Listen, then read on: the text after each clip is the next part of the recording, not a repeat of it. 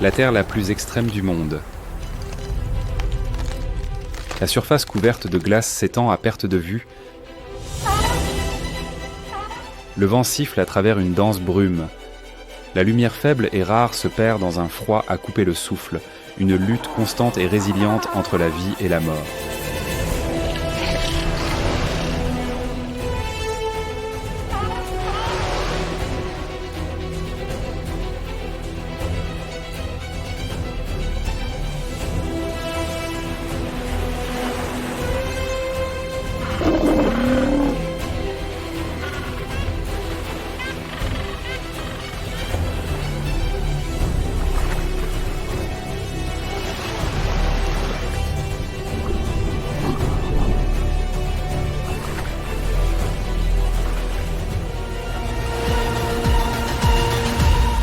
Bienvenue en Antarctique extrême, survivre au bout du monde. Avant de commencer, n'oubliez pas de vous abonner à la chaîne, d'activer la cloche de notification et dites-nous, l'hiver chez vous est-il aussi glacial que celui de l'Antarctique ? Partagez vos impressions dans les commentaires. Allez, c'est parti.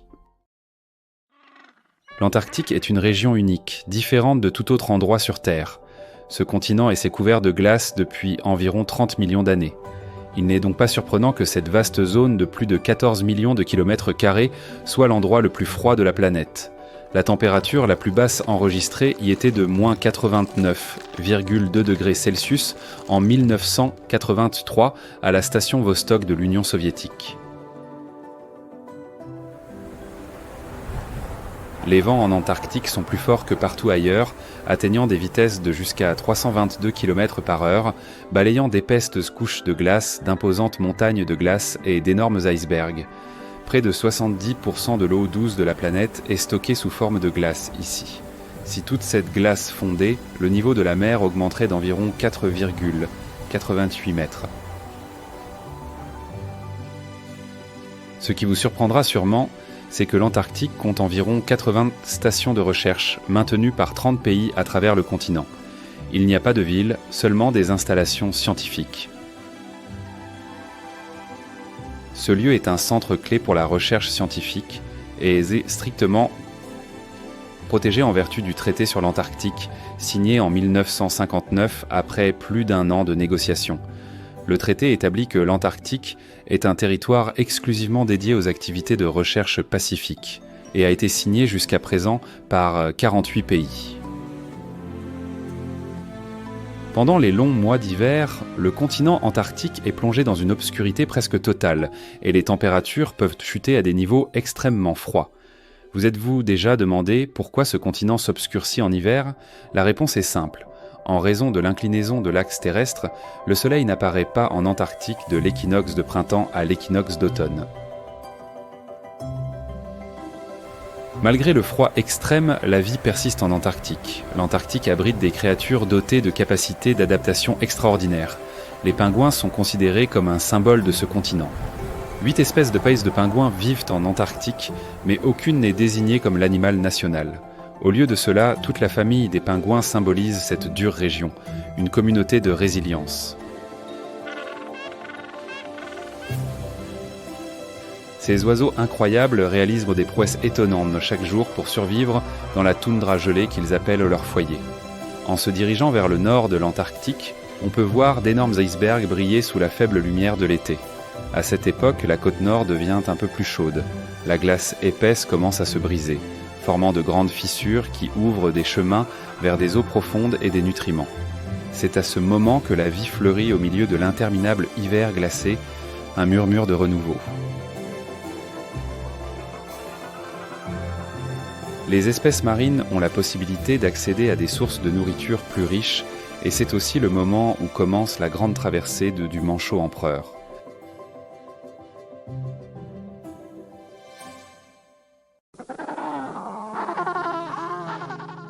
La colonie de manchots empereurs, la plus grande espèce de la famille des manchots, atteignant jusqu'à 1,20 m de hauteur et pesant plus de 40 kg, s'aventure sur la côte glacée pendant tout l'hiver.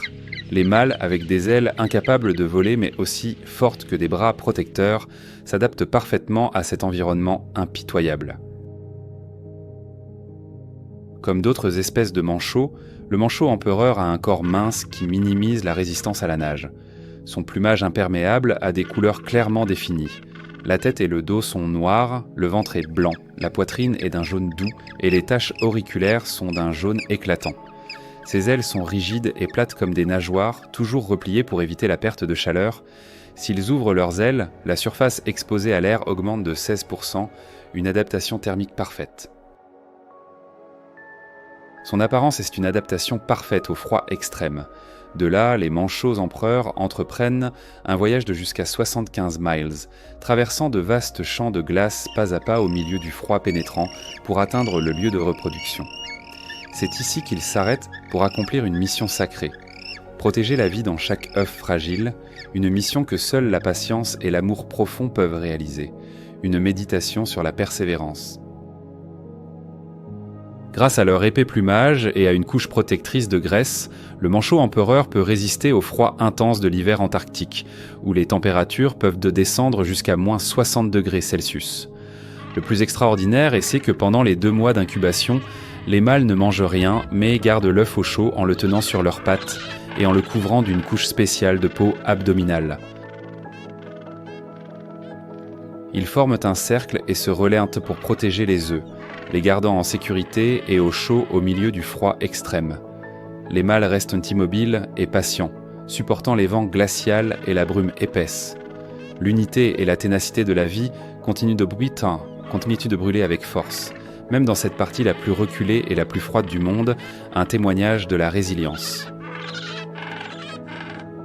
L'Antarctique n'est pas seulement l'endroit le plus froid de la planète, mais aussi une scène où des merveilles sont observées à chaque instant. Le taux de survie annuel moyen d'un manchot empereur adulte a été mesuré à 95,1%, avec une espérance de vie moyenne de 19,9 ans. Les chercheurs estiment que seulement 1% des manchots empereurs nés peuvent vivre jusqu'à 50 ans. En revanche, seulement 19% des poussins survivent à leur première année de vie. Lorsque la saison de chasse arrive, le manchot empereur plonge dans les eaux glacées de l'océan. Ils peuvent atteindre des profondeurs allant jusqu'à 535 mètres et retenir leur respiration pendant plus de 18 minutes tout en cherchant de la nourriture. Leur régime alimentaire se compose principalement de poissons, de calmars et de krill, un festin des profondeurs. Mais sous cette apparente résistance se cache une fragilité extrême. La glace sur laquelle repose toute leur existence fond lentement. Chaque année, les colonies doivent migrer davantage à la recherche de plateformes stables pour se reproduire. Le moindre dérèglement dans le cycle des glaces peut compromettre toute une génération. Et pourtant, malgré le froid mordant, malgré les tempêtes hurlantes, ils se dressent, ensemble, unis, comme une marée silencieuse de plumes noires et blanches défiant l'impossible. Leur survie n'est pas seulement un miracle de la nature, mais un hymne à la persévérance. Quand l'hiver s'installe, un silence blanc recouvre l'Antarctique. Les femelles, après avoir pondu un unique œuf, quittent la colonie pour rejoindre l'océan et reprendre des forces. Les mâles, eux, entament une attente glaciale de plus de 2 mois, l'œuf précieusement niché sur leurs pattes, protégé par un repli de peau. Ils ne mangent pas, ils ne dorment que par sursaut. Dans une tempête constante, ils se serment les uns contre les autres, formant une forteresse vivante contre le vent. Chaque pas, chaque souffle est un acte de foi. Car si l'œuf tombe au sol, même 1 minute, il gèlera à mort.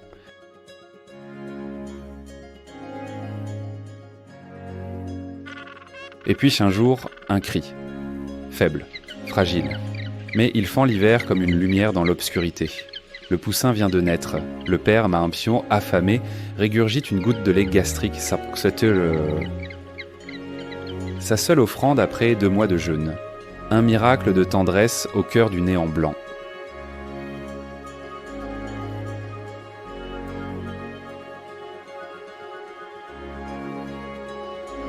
Pendant ce temps, loin dans les eaux sombres du sud, les femelles plongent encore et encore, accumulant des réserves vitales.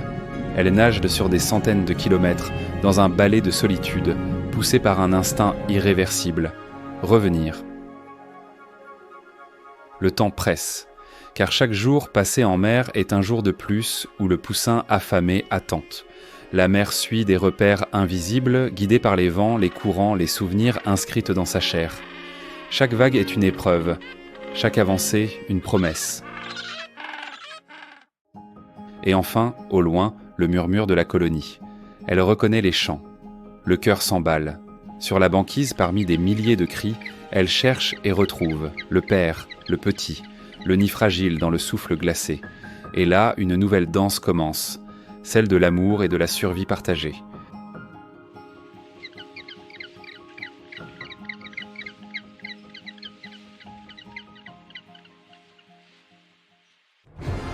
Mais dans ce monde de glace, l'instant de paix ne dure jamais.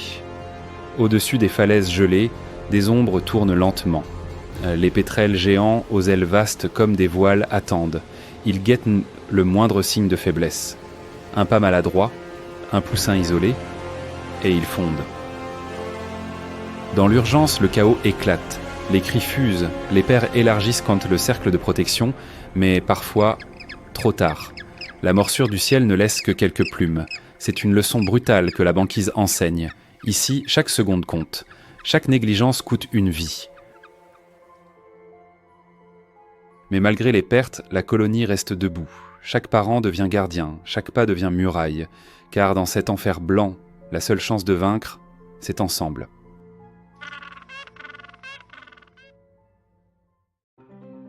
En continuant le voyage vers la péninsule antarctique, où le climat est un peu plus agréable comparé aux interminables couches de glace du nord, ce lieu était considéré comme la région la plus tempérée de l'Antarctique.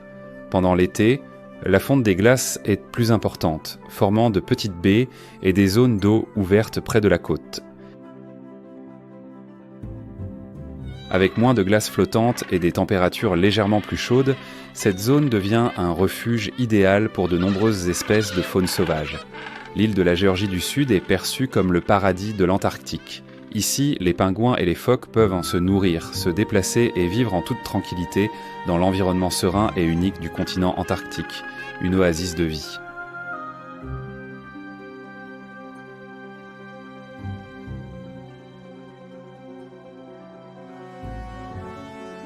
Marchant avec fierté et confiance, le manchot royal se distingue comme un guerrier éclatant au milieu de la vaste étendue de neige blanche, d'une hauteur allant jusqu'à 100 cm et d'un poids d'environ 18 kg. Le manchot royal est la deuxième plus grande espèce de manchot au monde. Son apparence ressort avec des plumes gris foncé sur le dos et une bande brillante de plumes jaune-orangé sur le cou et la poitrine. Son long bec est une caractéristique distinctive de cette espèce, un ornement naturel. Contrairement à son plus grand parent, le manchot empereur, qui brave le froid extrême pour se reproduire loin de la côte, le manchot royal effectue de courtes migrations pour éviter les vagues de froid, mais revient toujours aux plages sablonneuses et aux côtes peu glacées. Il partage rarement le même habitat dans la nature. Le manchot royal se reproduit et se nourrit généralement autour d'îles comme la Géorgie du Sud et Crozet. Les eaux proches de la côte dans ces zones sont vitales pour l'alimentation, avec une abondance de poissons lanternes, de calmars et de krill.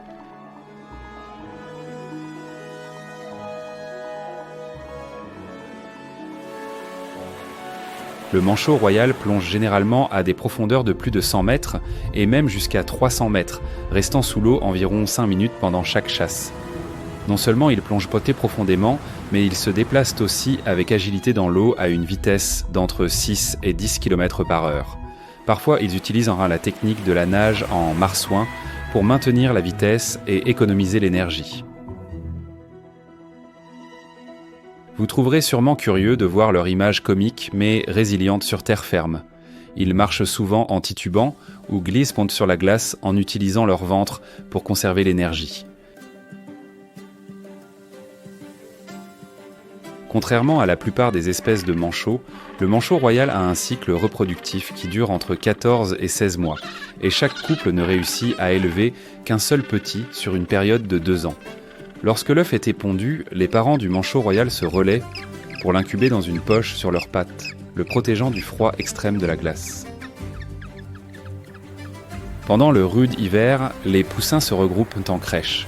Ces petits groupes sont pris en charge par quelques manchots adultes, tandis que les parents sont occupés à chercher de la nourriture. Les poussins ont un long bec et un épais duvet brun foncé, très différent du plumage gris des poussins de manchots empereurs qui ont un masque noir et blanc. Des centaines de milliers de manchots royaux se rassemblent en grandes colonies, comme dans la plaine de Salisbury sur l'île de Géorgie du Sud. Avec plus de 100 000 couples reproducteurs, ils se placent au très près les uns des autres, formant un espace précis semblable à un labyrinthe, recréant l'ordre miraculeux arrangé par la nature. Mais au sein de ces crèches denses, le danger est partout. Le moindre cri, la plus petite agitation attire l'attention. Les pétrels géants, encore eux, survolent sans relâche. Un poussin isolé, malade ou perdu, devient une cible. Car même au cœur de l'unité, la vulnérabilité trouve une faille. Pourtant, chaque adulte veille. Il crie, bouscule, se dresse en rempart face au ciel. Le courage n'a pas de taille, seulement une nécessité. Dans ce ballet synchronisé, où chaque être joue sa partition, la colonie devient une seule entité vivante, battant d'un seul cœur. Et sous la morsure du vent, dans ce labyrinthe vibrant de cris, d'odeurs et de chaleur partagées, les poussins survivent. Non pas grâce à leur force, mais grâce au collectif. Car ici, le plus fort n'est pas celui qui se bat seul, mais celui qui ne tombe jamais quand il est soutenu par les autres. Les semaines passent, le duvet brun tombe, remplacé par un plumage lisse et imperméable. Le vent mord toujours, mais les poussins sont prêts. Le regard s'ouvre vers la mer. Ce monde inconnu, vaste, mouvant, les appelle. L'enfance se termine là où les vagues commencent. Ils s'avancent à petits pas, hésitants. Certains s'arrêtent, d'autres plongent d'un seul élan. Il n'y a pas de guide, seulement l'appel profond inscrit dans leurs cellules. Ce moment n'est pas une fuite, c'est un passage, le début d'un cycle, vieux comme la glace. Désormais seuls, ils affrontent le large. Chaque vague est une leçon, chaque proie une victoire. Ils apprennent à lire les courants, à échapper aux ombres, à danser avec le froid. Ils ne sont plus des poussins. Ils deviennent l'écho vivant d'une lignée façonnée par le vent et le sel. Ils disparaissent peu à peu dans l'écume avalée par l'horizon. Mais leur présence demeure, dans les cris portés par le vent, dans les empreintes figées sur la glace fondue. Chaque départ scelle une continuité. Rien n'est vraiment perdu tant que quelqu'un répond à l'appel. Et quelque part sur Malescopois, s'éteint sur la même plage battue par les vents, un nouvel œuf repose sous les plumes chaudes d'un parent, car le cycle recommence encore et encore. Et tant que les manchots reviendront, c'est dit tant que les vagues viendront lécher la glace, pro et proche, la vie aura toujours le dernier mot. Et ainsi, le cycle recommence. Sur cette île battue par les vents, dans ce royaume de glace et de pierre, la vie persiste. Chaque départ est une promesse. Chaque cri porté par le vent, une mémoire. Le manchot royal n'est pas qu'un survivant. Il est le gardien d'un héritage. Dans un monde où tout semble figé, le mouvement le plus discret devient une révolution. Ici, au bout du monde, les grandes leçons ne se hurlent pas. Elles se murmurent dans le froid, dans le silence, dans le regard d'un poussin qui marche vers l'inconnu.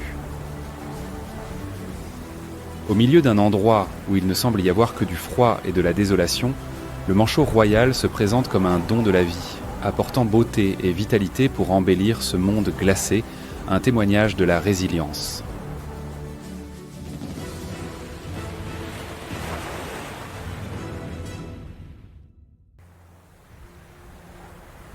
Non loin de là, le phoque de Weddell, avec son corps potelé et ses yeux brillants, émerge de la glace. Pesant entre 400 et 600 kg et mesurant environ 3,5 mètres de long, le phoque de Weddell a une épaisse couche de graisse qui lui permet de rester au chaud dans les eaux glaciales, une armure naturelle contre le froid. Ce qui rend le phoque de Weddell vraiment spécial, c'est sa patience et son incroyable capacité à survivre dans le monde glacé. Entre d'épaisses couches de glace, il ne chasse pas seulement des proies, mais affronte également le plus grand défi, maintenir une source d'air pour survivre. Sans autre option, le phoque de Weddell doit créer ses propres trous de respiration dans la glace épaisse. Avec ses griffes acérées sur les nageoires avant, il gratte continuellement la surface de la glace pour créer des fenêtres vitales. Chaque trou de respiration est une sortie essentielle qui leur permet de sortir de la mer glacée et de prendre de l'air après une longue chasse. Jour après jour, il grattent la glace sans relâche, maintenant ses trous ouverts pour s'assurer d'avoir toujours un chemin de retour dans cet océan gelé, un acte de persévérance. Lors de ses incursions de chasse, le phoque de Weddell peut plonger jusqu'à 600 mètres de profondeur et retenir sa respiration pendant 80 minutes, un exploit extraordinaire dans le règne animal marin. Grâce à cette incroyable capacité de retenue d'air, ils peuvent accéder à des eaux profondes et sombres où se trouvent de riches sources de nourriture, comme les poissons et les calmars.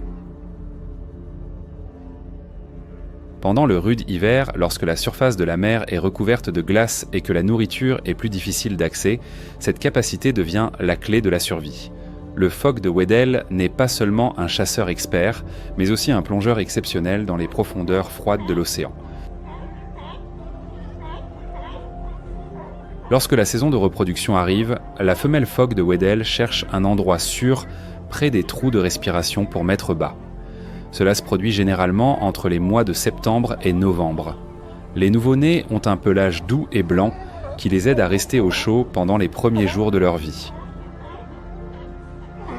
Pendant ce temps, la mère reste à proximité pour protéger et prendre soin de son petit, lui enseignant les compétences nécessaires pour survivre.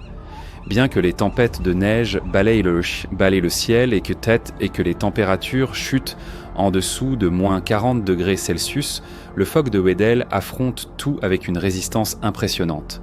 Le phoque de Weddell survit en silence, comme s'il portait une mission intrinsèque de la vie pour préserver l'existence dans un lieu où de nombreuses autres espèces ne peuvent résister. Un témoignage de la résilience. Peu à peu, le jeune phoque grandit. Ses premiers plongeons sont maladroits, hésitants comme des battements d'ailes avant le premier envol. Mais sous le regard attentif de sa mère, il apprend à respirer sous l'eau, à suivre les courants, à écouter la glace. Et puis vient le moment inévitable. Le petit devient assez fort pour nager seul. La mère s'éloigne lentement, sans un bruit. Pas d'adieu, pas de promesse. Juste un regard, profond, ancien, comme si la glace elle-même s'en souvenait. Dans le silence polaire, un jeune être poursuit désormais seul sa route, porté par la mémoire de la glace et le souffle de sa mère. Car ici, survivre n'est pas un choix, c'est une vocation, une transmission sacrée dans un monde où tout peut disparaître, sauf la volonté de vivre. Mais dans les profondeurs glacées, le calme est trompeur, car un autre maître rôde sous la surface, le léopard des mers. Agile, furtif et d'une puissance redoutable, ce prédateur silencieux est l'un des rares à défier le phoque de Weddell sur son propre territoire.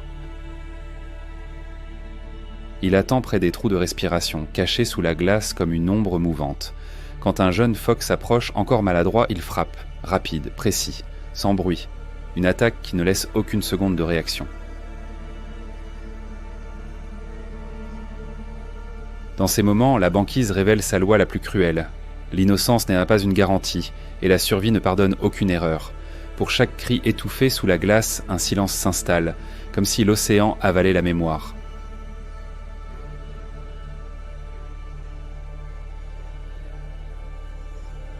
Et pourtant, même face à ce péril, les phoques de Weddell ne fuient pas. Ils s'adaptent, ils apprennent, le danger façonne leur instinct, aiguise leur vigilance.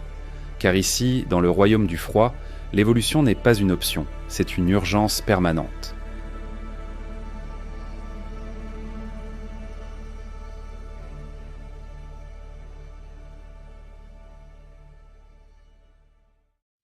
Derrière les énormes icebergs se déroule une autre histoire pleine de couleurs au milieu du paysage glacé. Le manchot papou, une espèce unique de l'Antarctique. D'une hauteur d'entre 70 et 90 cm et d'un poids d'entre 5 et 8 kg, le manchot papou est le troisième plus grand manchot du monde.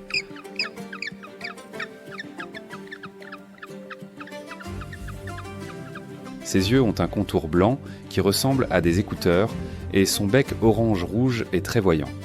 Le manchot papou non seulement attire les regards, mais suscite aussi l'admiration par son incroyable vitalité et sa vitesse de nage impressionnante.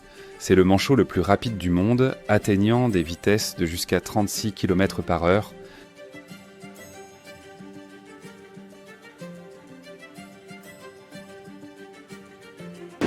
Cette capacité est essentielle pour que le manchot papou échappe aux prédateurs féroces comme le phoque léopard ou l'orque, qui rôdent dans les eaux froides. Lorsque l'été arrive et que la glace fond, le manchot papou commence rapidement sa saison de reproduction.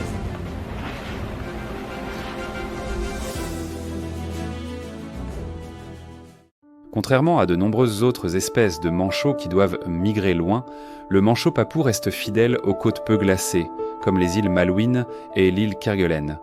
Ils se rassemblent en grandes colonies et les mâles commencent à construire des nids en utilisant de petites pierres.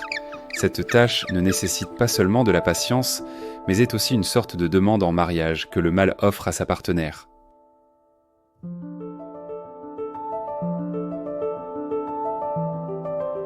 Ces pierres sont des cadeaux que le mâle recueille soigneusement de différents endroits, souvent en faisant face à la concurrence d'autres mâles, pour les livrer à la femelle choisie. Une fois que le couple accepte, les manchots papous commencent la période d'incubation. Les manchots papous se distinguent par leur collaboration inlassable. Le mâle et la femelle se relaient contre ce belé pour protéger et incuber les œufs, tandis que l'autre part en mer chercher de la nourriture. Leur régime alimentaire se compose principalement de poissons, de calmars et de crustacés, des sources nutritives qu'ils ramènent pour nourrir les petits. Au moment où les petits d'entre eux sortent de l'œuf, une nouvelle vie commence au milieu de cette terre gelée.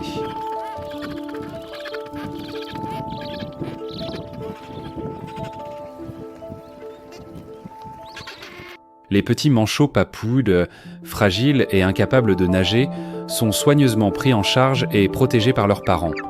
Les cris rauques de la colonie de manchots papous résonnent dans la neige comme une symphonie de vie qui affirme la force vitale dans cet environnement si hostile, un écho de résilience.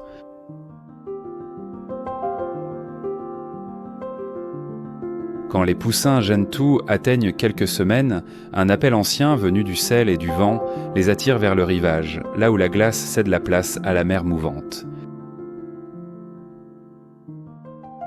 Leur première plongée, hésitante mais inévitable, devient un acte sacré, un retour vers la matrice aquatique de leur espèce, un souvenir gravé dans le silence de l'eau.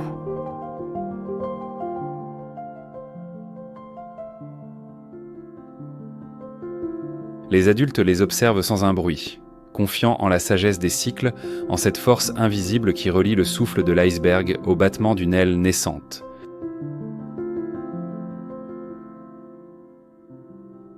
Dans ce ballet fragile entre glace et océan, le manchot papou rappelle à l'humanité que chaque être vivant porte en lui la mémoire d'un monde partagé, un monde qu'il nous appartient de préserver. La paix s'estompe lorsque le phoque léopard commence à chercher sa proie. Ce prédateur expert possède force, intelligence et une cruauté implacable au milieu de la glace. Ils habitent généralement autour des icebergs, proches de crânes de la péninsule antarctique et des îles de l'archipel des Shetland, des souverains des glaces.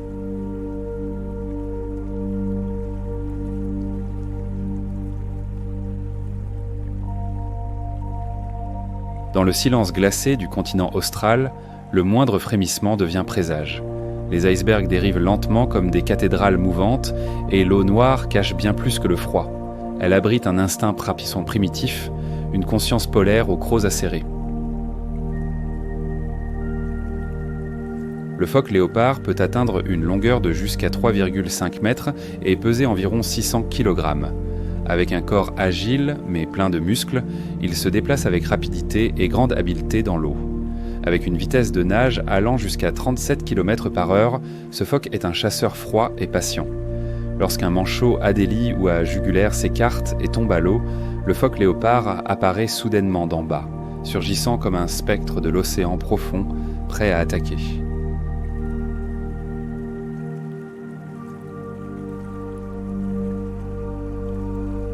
Lorsqu'il glisse dans l'eau, le phoque léopard devient presque invisible, une présence pure, faite de puissance contenue. Sa silhouette épouse les courants, se fond dans les ombres, tel un esprit de glace veillant sur un territoire sacré.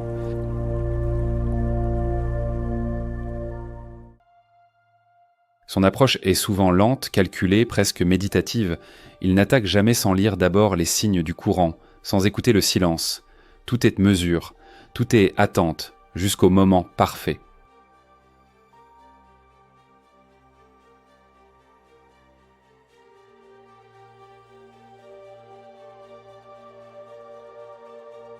L'attaque est rapide et précise. Ses dents acérées et ses mâchoires musclées lui permettent dans cette ombre de déchirer facilement sa proie, visant les points faibles pour mettre fin à la poursuite en un instant. La tactique du phoque léopard devient encore plus cruelle lorsqu'il submerge sa proie sous l'eau, la maintenant jusqu'à ce qu'elle perde toute résistance, une danse mortelle.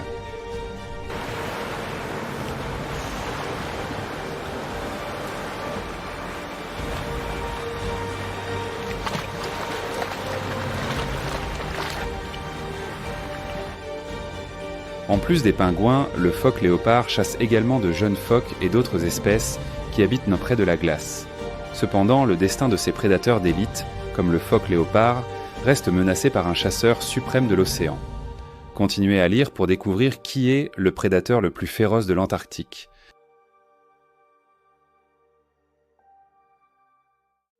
En s'aventurant dans la mer de Ross, un monde vibrant se révèle.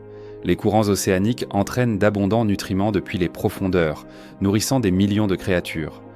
Dans ce centre de reproduction prospère, l'été antarctique est arrivé. La glace fond lentement et les eaux s'étendent, révélant des côtes regorgeant de nourriture, un festin de la nature qui attire d'innombrables espèces qui viennent y habiter et se reproduire. C'est le moment de l'épanouissement, de la vie.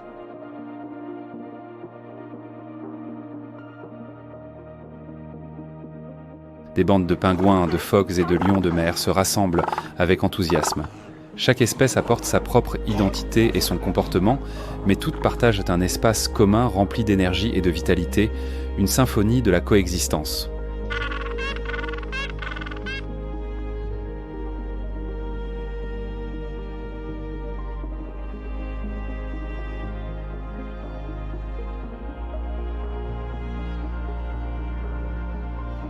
Le voyage de retour de plus de 13 000 km depuis le lointain nord pour profiter du soleil est une traversée incroyable pour une espèce aussi petite que le manchot Adélie. Le manchot Adélie n'est pas très grand. Il ne mesure qu'environ 70 cm de long et pèse en moyenne entre 3,8 et 8,2 kg, beaucoup plus petit que les grands manchots comme le manchot royal ou le manchot empereur. Mais ne vous laissez pas tromper par sa taille, ces oiseaux ont un courage impressionnant et une persistance extraordinaire. Ils courent senteux vers les rochers dégagés de la côte, couple par couple, en grande colonie. Chacun commence sa tâche, construire un nid. Sans plantes ni herbes disponibles, ils utilisent les pierres de la côte pour construire leur nid. Et chaque pierre est transportée et placée avec soin pour protéger les œufs de l'eau glacée.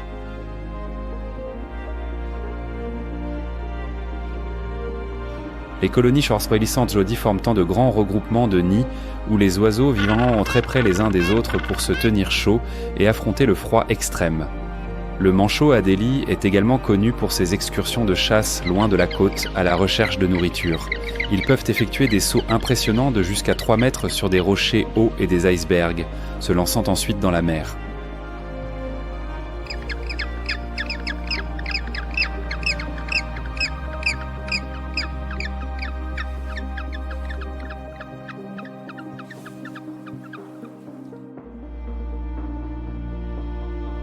Dans l'eau, le manchot Adélie nage rapidement à une vitesse de 8 km/h et peut plonger jusqu'à 150 mètres à la recherche de poissons. Chaque expédition de chasse est un voyage exigeant, mais ils ne montrent aucune peur, comme de petits guerriers courageux explorant chaque recoin de l'océan profond.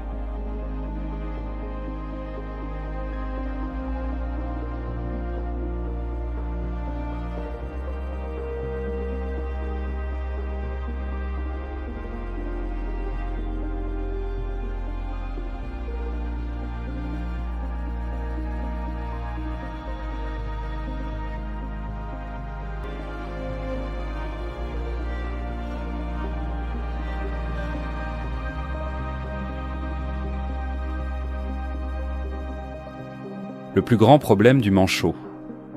Adélie est sa curiosité sans fin. Par pure curiosité, ils ignorent complètement le danger et sautent sur les icebergs où l'équipe de chiens est campée. Ils s'approchent en titubant, penchant la tête d'un côté à l'autre avec une expression curieuse et maladroite.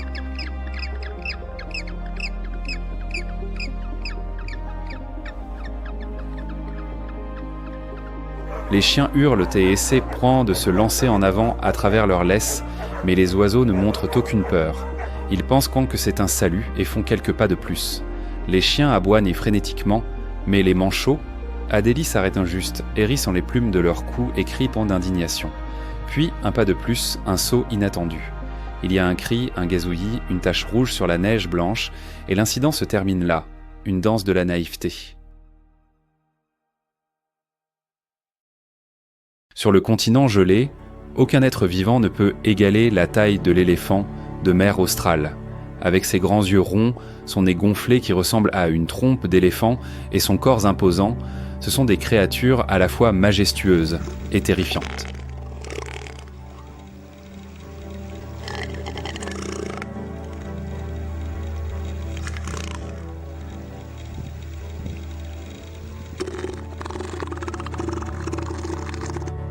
Un mâle d'éléphant de mer a été chassé à Possession Bay, sur l'île de Géorgie du Sud, le 28 février 1913. Il mesurait 6,85 mètres de long et était estimé à peser environ 5000 kg, bien que son poids ait été mesuré par morceaux. Mais son apparence énorme n'est que le début de l'histoire dramatique de l'éléphant de mer austral.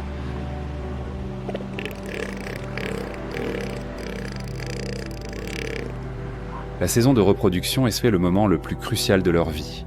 Pour gagner le droit de s'accoupler et d'avoir leur propre harem, les mâles doivent s'affronter dans des batailles implacables. Ils se livrent en temps à des combats féroces, utilisant leur immense poids et leur force musculaire pour écraser leurs rivales. Ils bondissent en avant avec force et émettent des rugissements qui résonnent sur toute la plage. Ces géants tentent de renverser leur adversaire avec de puissants coups. Parfois les combats peuvent durer des heures, laissant des cicatrices sur tout leur corps. Un témoignage de la brutalité de la nature.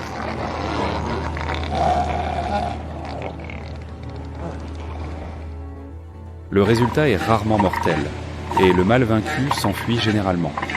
Un fait curieux est que les conflits entre mâles dominants sont souvent résolus par des postures et des rugissements plutôt que par des affrontements physiques. Cependant, les affrontements font partie de leur routine quotidienne. La brutalité de ces combats n'est pas seulement due à l'instinct de compétition pour le droit de s'accoupler, mais aussi à la nature d'un véritable dominateur.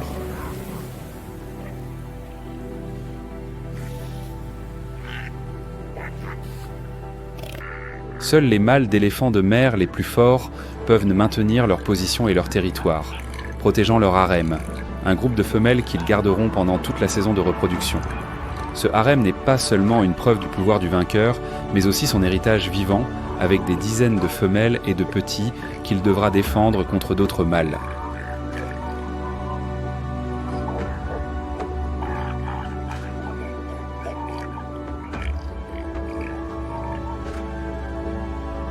En plus d'être de puissants combattants terrestres, les éléphants de mer sont des chasseurs impressionnants dans les profondeurs de l'océan. Ils peuvent plonger jusqu'à 2000 mètres et retenir leur respiration pendant plus d'une heure, un record rare parmi les mammifères marins.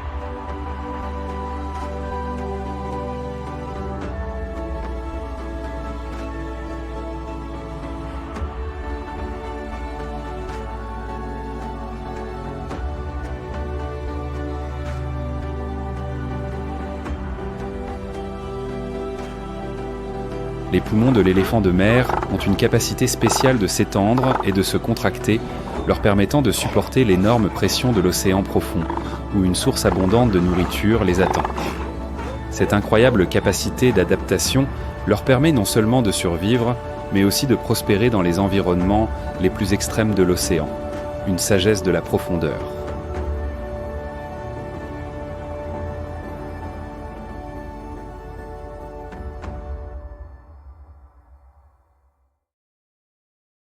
Sur la côte de la mer de Ross, l'arrivée des phoques à fourrure antarctique apporte une nouvelle vitalité, différente et pleine d'énergie.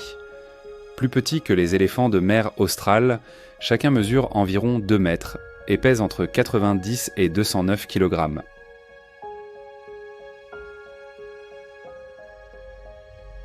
Tandis que les géants se déplacent lourdement, les phoques à fourrure antarctique glissent sur Terre avec une agilité impressionnante.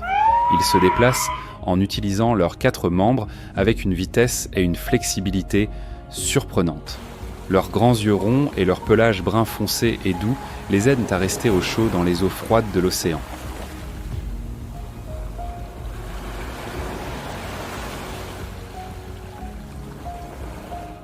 Sous l'eau, le phoque à fourrure antarctique est un chasseur exceptionnel, capable de plonger jusqu'à 200 mètres et de nager à des vitesses allant jusqu'à 25 km/h.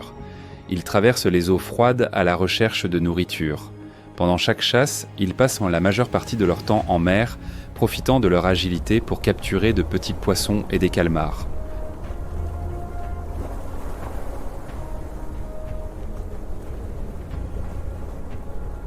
La combinaison de la vitesse, de la dextérité et de l'habileté à chasser fait du phoque à fourrure une véritable cavalerie de l'océan. Ils peuvent manœuvrer et virer avec agilité pour attraper leur proie dans les courants marins glacés, dominant complètement les profondeurs de l'océan, des maîtres de la chasse sous-marine. Le phoque à fourrure antarctique vit en colonie et suit un système social bien ordonné. À la saison de reproduction, les mâles établissent un harem, un groupe de femelles qu'ils protégeront. Le mâle le plus fort peut contrôler un harem de jusqu'à 50 femelles. Pour maintenir cette domination, ils doivent s'affronter dans des combats intenses avec d'autres mâles. Bien que ces combats n'aient pas les charges puissantes des éléphants de mer australe, ils sont remplis de stratégie et de rapidité.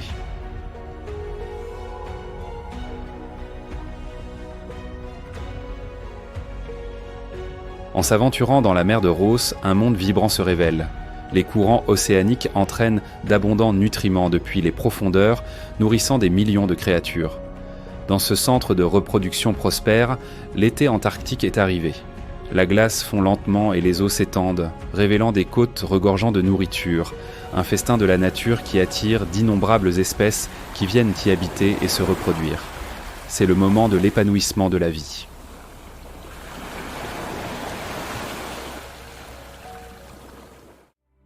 La nature a façonné une créature parfaite qui allie force, intelligence et férocité. Dans la nature, l'orque n'a pas d'ennemi.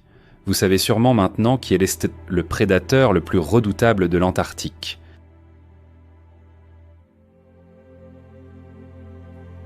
Dans les profondeurs mouvantes des eaux australes, l'orque avance comme un rêve noir et blanc, silhouette de sagesse ancienne, miroir de l'ordre invisible du monde marin.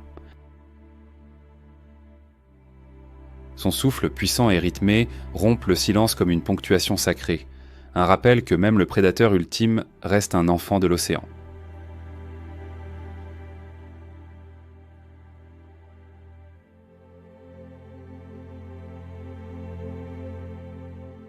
Avec un corps brillant en noir et blanc, une orque adulte peut mesurer jusqu'à 9 mètres de long et peser jusqu'à 6 tonnes. Les orques chassant en groupes bien coordonnés. Généralement, une meute d'orques se compose de 3 à 5 individus, bien que parfois le nombre augmente lorsque 2 familles s'unissent. Dans chaque groupe familial, l'union est plus forte que la peur. Les orques vivent dans des lignées matriarcales, suivant la voie des mères des Krandrazansi, les gardiennes d'Orcin de la mémoire océanique.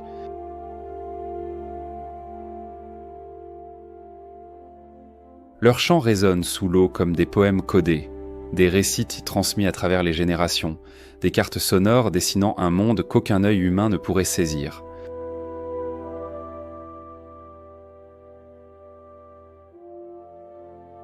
Leur pouvoir de chasse réside dans leur capacité à se coordonner parfaitement, comme une armée bien entraînée.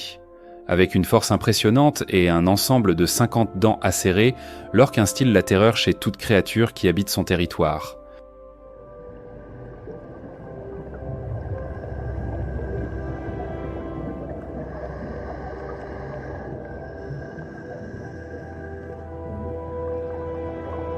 Lorsqu'elles nagent ensemble, les orques ne sont pas seulement des chasseuses, mais des danseuses de l'abîme. Chaque mouvement synchronisé est une offrande à la fluidité du vivant.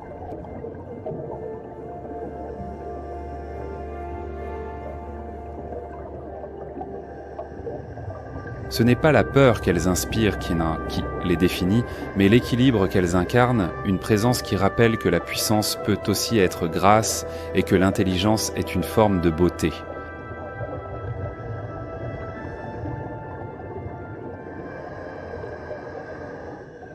Cependant, les orques ne déchirent pas simplement leur proie, leur meilleure arme est la stratégie et la ruse. Chaque proie exige une tactique spécifique, mais toutes les chasses sont des attaques intelligentes et létales, visant les points faibles. Cependant, il n'est pas facile d'assister à ces batailles mortelles, car il est très rare d'observer les orques chassant en action.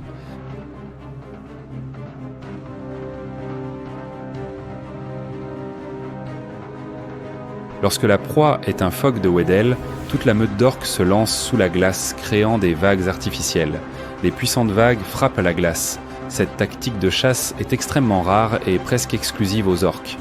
Grâce à cette coordination précise, le groupe d'orques fait du phoque une proie facile. Cette stratégie démontre l'intelligence et l'habileté de chasse impressionnante des orques, une ingéniosité glaciale.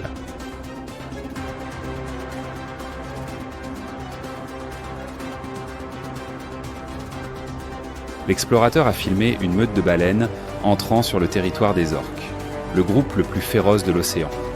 Le groupe sera bientôt divisé. Avec une vitesse allant jusqu'à 56 km/h, les orques séparent généralement la baleine mère de son petit. Elles utilisent des coups de tête brutaux pour attaquer et submergent le petit pour qu'il ne puisse plus respirer. Et quel sera le dénouement de cette bataille ?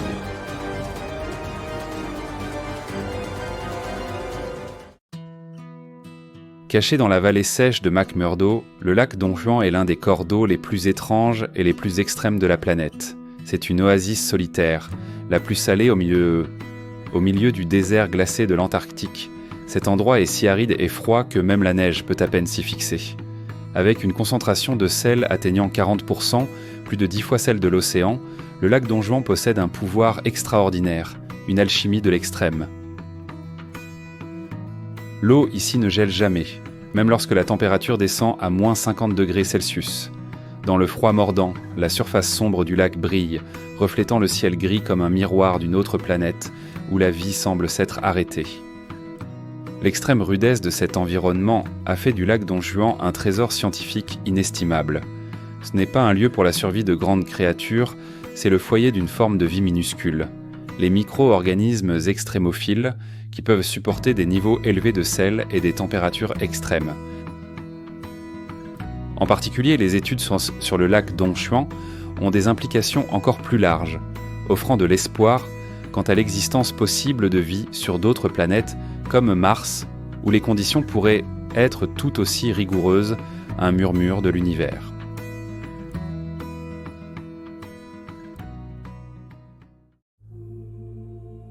L'océan gelé qui entoure l'Antarctique est le théâtre d'un spectacle silencieux, majestueux et puissant.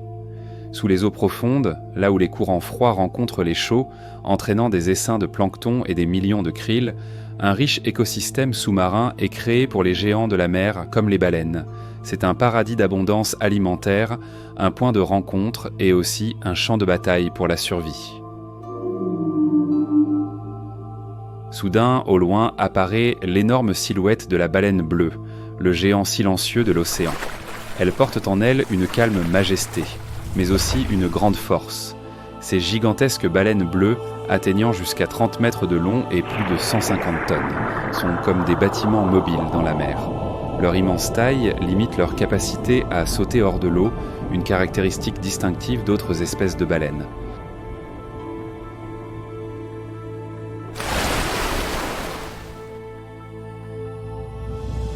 La baleine bleue se déplace lentement dans l'océan glacé. Sa vitesse varie entre 5 et 30 km/h. Elle s'approche furtivement des bancs de krill, ouvrant son énorme bouche et aspirant des milliers de litres d'eau froide avec des millions de petites proies.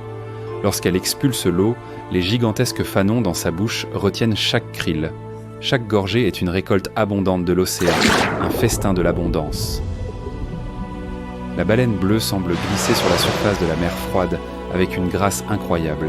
L'espace devient silencieux, comme s'il s'arrêtait juste pour admirer les mouvements élégants et puissants de ce géant, une méditation sur la majesté.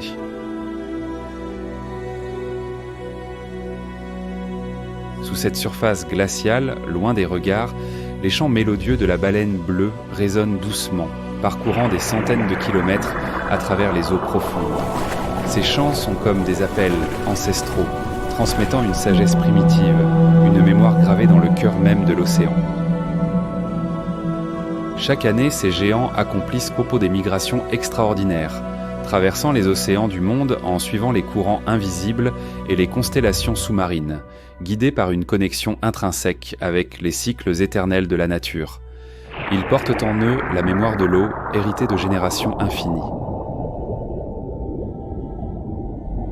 Une mère baleine bleue glisse avec tendresse aux côtés de son petit, l'initiant doucement à ce voyage ancestral. Elle lui enseigne silencieusement les secrets de la navigation, les subtilités de la chasse au krill et surtout la patience nécessaire à la survie. C'est une danse délicate, une transmission intime du savoir nécessaire à la perpétuation de l'espèce. La baleine bleue incarne ainsi, sans le savoir, la sacralité de la vie marine, rappelant subtilement à l'humain l'importance du respect envers ces sanctuaires naturels.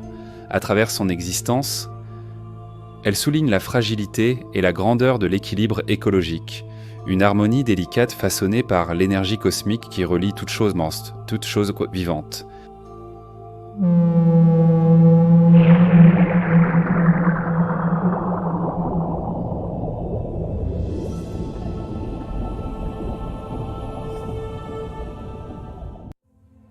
La tranquillité de l'océan est brisée par un saut impressionnant. L'eau glacée s'élève quand une baleine à bosse saute avec force hors de la mer, comme si elle voulait traverser le ciel. Son corps énorme tourne dans les airs tandis que des milliers de gouttes d'eau brillent, formant un arc avant de retomber avec fracas. L'océan tremble.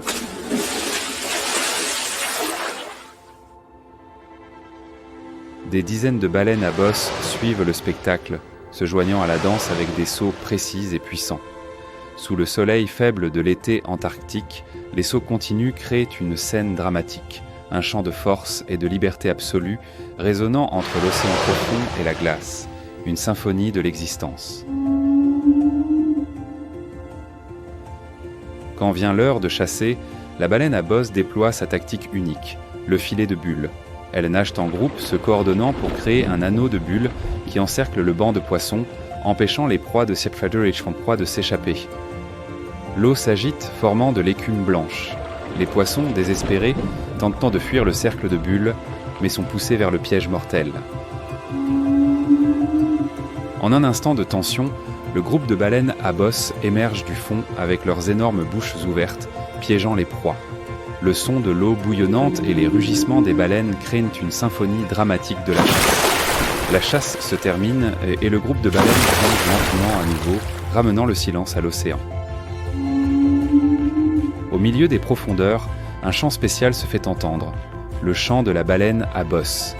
La mélodie s'étend à travers l'eau glacée, sereine mais puissante. Chaque note raconte l'histoire d'un voyage de milliers de kilomètres de ces créatures gigantesques.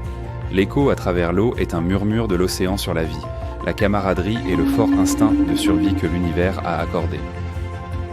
Ce chant pourtant sans parole parle à l'âme de l'océan. Chaque modulation, chaque vibration est une empreinte ancienne, un langage oublié que seules les grandes profondeurs comprennent encore. Les baleines à bosse ne chantent pas pour être entendues, elles chantent pour se souvenir. Parfois inventées dans le grand silence antarctique, leurs chants semblent flotter des heures durant, comme suspendus dans le temps. D'un individu à l'autre, la mélodie s'échange, se transforme légèrement, mais conserve l'essence, un rituel sonore transmis par la mémoire de l'eau.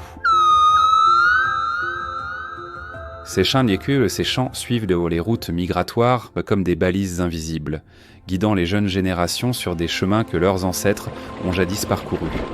Ce sont les lignes mélodiques d'une carte vivante, tracée non par les courants mais par l'instinct cosmique de la transmission. Chaque chant est aussi une offrande, à l'océan, au vent et à la glace. C'est une manière d'habiter le monde avec grâce, de dialoguer avec les éléments sans jamais rompre l'harmonie fragile. Dans la solitude immense, le chant devient lien, trace d'une présence qui refuse l'oubli.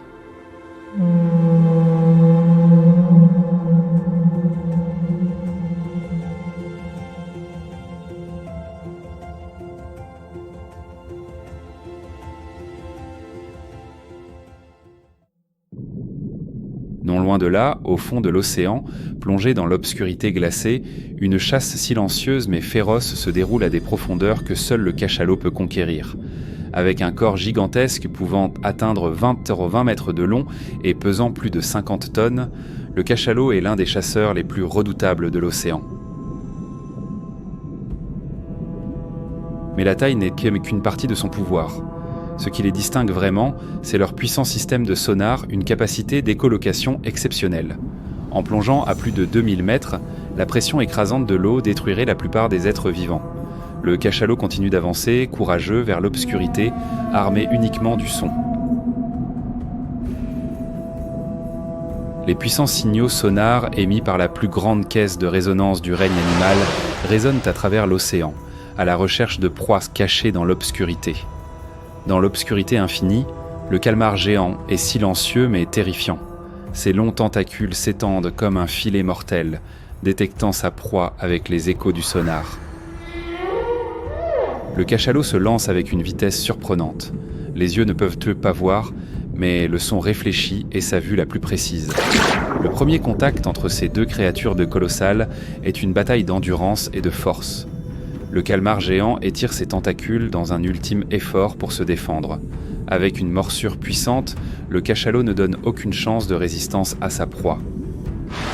L'océan profond, où seuls les échos du sonar résonnent comme le battement de la vie et du pouvoir, reste le domaine inébranlable du cachalot dans l'obscurité profonde.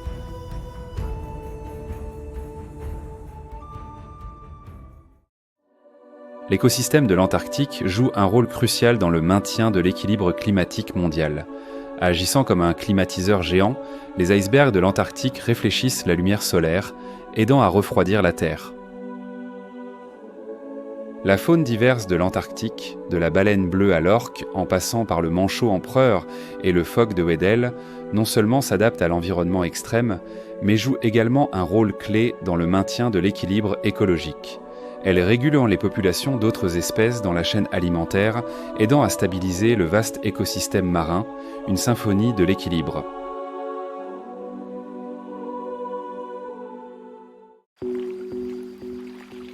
Et maintenant, la création la plus précieuse de la nature crie à l'aide. L'Antarctique fait face à de graves impacts dus au changement climatique et aux activités humaines. Le plus alarmant est la vitesse de fonte des icebergs. L'augmentation de la température océanique a accéléré la fonte des glaciers dans l'ouest de l'Antarctique, multipliant par 4 la vitesse de fonte depuis la fin du XXe siècle. De 1992 à 2017, l'Antarctique a perdu environ 2700 gigatonnes de glace, contribuant à une augmentation du niveau de la mer mondiale d'environ 8 mm. Cette fonte rapide a réduit l'étendue de la glace marine autour de l'Antarctique, atteignant un minimum historique en 2022, avec une tendance à la baisse depuis 2015. La glace marine est l'habitat essentiel de nombreuses espèces, en particulier pour le manchot empereur, qui dépend de la glace pour se reproduire. Le changement climatique menace sa survie, car les hivers raccourcissent et la glace fond plus tôt, perturbant son cycle reproductif. Certaines études prévoient que si cette situation ne s'améliore pas d'ici la fin du XXIe siècle, plus de 80% de la population de manchots empereurs pourrait disparaître. Officiellement, le manchot empereur est en danger d'extinction. La population d'adélie dans la péninsule antarctique a également diminué de 90% depuis 1991 en raison de la réduction de la glace marine, un murmure silencieux de la perte. Non seulement les impacts du changement climatique, mais aussi la surexploitation de la pêche se produisent, en particulier la pêche au krill, qui est la principale source de nourriture pour de nombreuses espèces de l'Antarctique. La capture de krill a atteint des niveaux plus élevés depuis les années 1980, ce qui réduit l'approvisionnement en nourriture vitale pour les espèces indigènes de la région.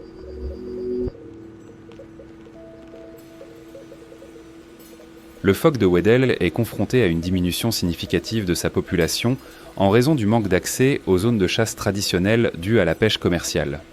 La baleine bleue, le symbole du pouvoir de l'océan, a également vu son nombre diminuer.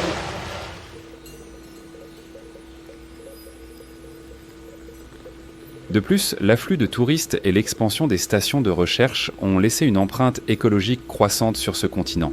Des études indiquent que la pollution par les déchets plastiques et les produits chimiques comme l'huile s'est accumulée dans les écosystèmes, affectant négativement la vie des animaux indigènes. Le manchot Adélie a une nature curieuse et exploratrice. Il avale toujours accidentellement des objets qu'il considère comme de la nourriture. Bien que le nombre de touristes soit contrôlé, l'augmentation de la pollution a exercé une forte pression sur un environnement déjà fragile, un murmure d'alerte.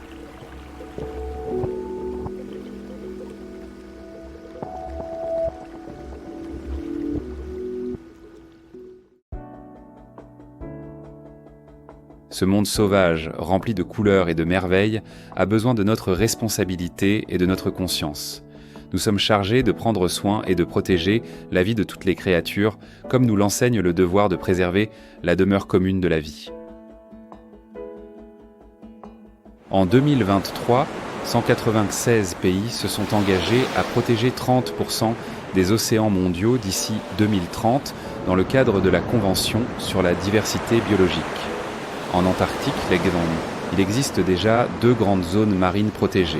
La zone marine protégée de la mer de Ross, Ross Sea MPA, et la zone marine protégée du plateau sud des îles Orcades du Sud, South Orkney Islands Southern Shelf MPA. La Ross Sea MPA, avec une superficie de plus de 2 millions de km², est la plus grande zone marine protégée au monde et joue un rôle crucial dans la protection des riches écosystèmes de la région. De nouvelles zones ont été proposées, telles que la péninsule antarctique, la mer de Weddell et le sud-est de l'Antarctique, avec une extension totale de jusqu'à 4 millions de km² depuis 2022. Si elles sont approuvées en 2024, ce sera la plus grande action de protection marine à ce jour. La Commission pour la conservation des ressources vivantes marines de l'Antarctique a mis en œuvre des mesures pour contrôler la pêche au krill. Les nouvelles réglementations limitent les zones et les saisons de pêche, aidant à réduire l'impact sur les sources de nourriture des espèces marines. Avec la mission de protection que la vie nous a confiée, nous avons déjà reçu les premiers signes encourageants. Les réglementations interdisant la chasse à la baleine contribuent à la récupération progressive des espèces de baleines bleues et de cachalots. Bien que le rythme reste lent, la population de baleines bleues, une espèce qui était en danger d'extinction en raison de la chasse, montre des signes d'une légère augmentation. Des dispositifs de surveillance et des systèmes de capteurs ont été installés dans plusieurs zones de l'Antarctique. Ces données aident les scientifiques à mieux comprendre les impacts du changement climatique sur les écosystèmes et à prendre des mesures opportunes. Cependant, l'Antarctique est le foyer commun, et pour maintenir le progrès et préserver cette création pure intacte pour les futures générations, une coopération forte et durable entre les nations est nécessaire.